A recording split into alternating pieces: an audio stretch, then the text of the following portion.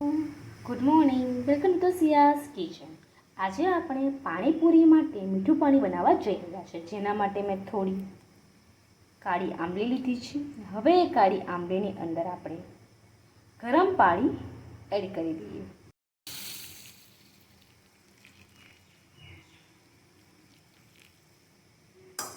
હવે એને અડધો કલાક સુધી આપણે પલાળી રાખીએ। આંબલીને આપણે 2 કલાક પહેલાં પલાળી રાખી હતી।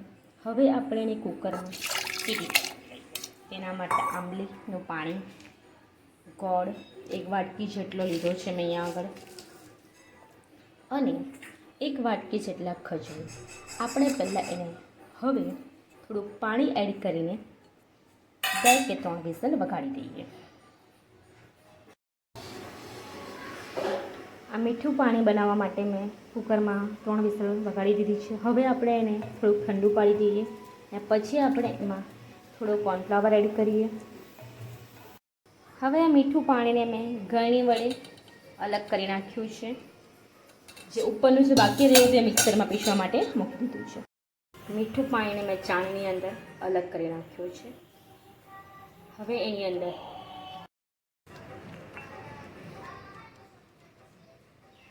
આ ચાળણી વડે મેં અલગ કરી નાખ્યું છે, જેમાં અંદર થોડો કચરો હોય એ બધો નીકળી જાય છે। હવે આપણે એની અંદર 1 ચમચી મીઠું એડ કરીએ, અડધી ચમચી હલ્દી, અડધી ચમચી કાશ્મીરી મરચું,